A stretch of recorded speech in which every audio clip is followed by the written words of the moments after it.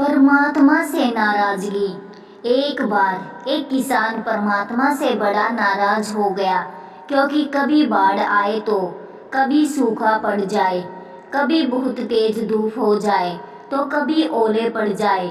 हर बार कुछ ना कुछ कारण से उसकी फसल थोड़ी खराब हो जाती थी। एक दिन बहुत तंग आकर उसने परमात्मा से कहा, देखिए प्रभु, आप परमात्मा हैं, लेकिन लगता है आपको खेती बाड़ी की ज़्यादा समझ नहीं है। एक प्रार्थना है कि एक साल मुझे मौका दीजिए, जैसा मैं चाहूँ वैसा मौसम हो, फिर आप देखना मैं कैसे अन्न के भंडार भर दूंगा। परमात्मा मुस्कुराए और कहा, ठीक है, जैसा तुम चाहोगे वैसा ही मौसम दूंगा, मैं बिल्कुल भी दखल नहीं करूंगा। किसान ने गेहूं की फसल बोई। जब धूप चाहिए तब धूप मिली, जब पानी चाहा था पानी मिला। तेज धूप, ओले, बाढ़, आंधी तो उसने आने ही नहीं दी। समय के साथ अब फसल बड़ी और किसान की खुशी भी, क्योंकि ऐसी फसल तो आज तक नहीं हुई थी। किसान ने मन ही मन सोचा, अब पता चलेगा परमात्मा को कि फसल कैसे करते हैं।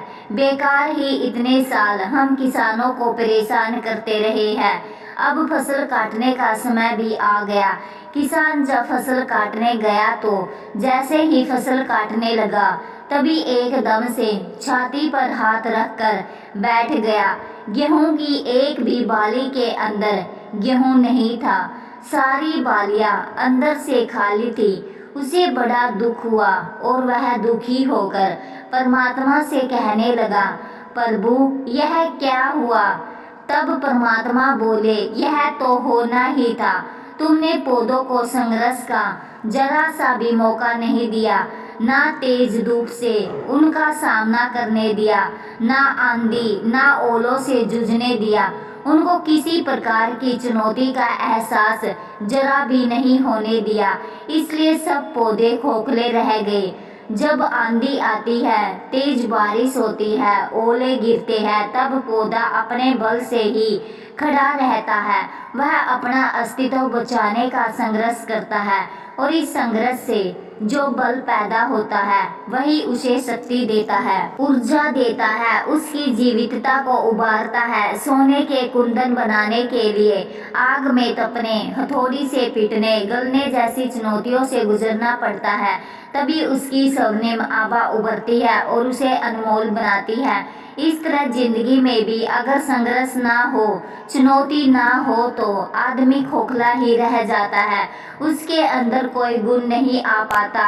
चुनौतियाँ ही है जो आदमी रूपी तलवार को दार देता है, उसे सशक्त और प्रखर बनाती है। अगर प्रतिभाशाली बनना है तो चुनौतियाँ तो स्वीकार करने ही पड़ेंगे, अन्यथा हम खोखले ही रह जाएंगे। अगर जिंदगी में प्रखर बनना है, प्रतिभाशाली बनना है, तो संघर्ष और चुनौतियों का सामना तो करना ही पड़ेगा। चुनौतियों का सामना करने से जब हम उन चुनौतियों का सामना करना सीख जाते हैं, तभी हम हर परिस्थिति का सामना कर सकेंगे और हर काम में सफलता भी प्राप्त कर सकेंगे।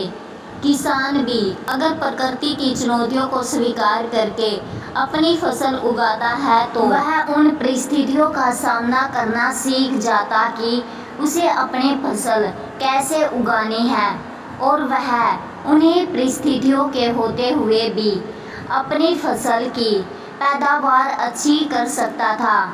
धन्यवाद।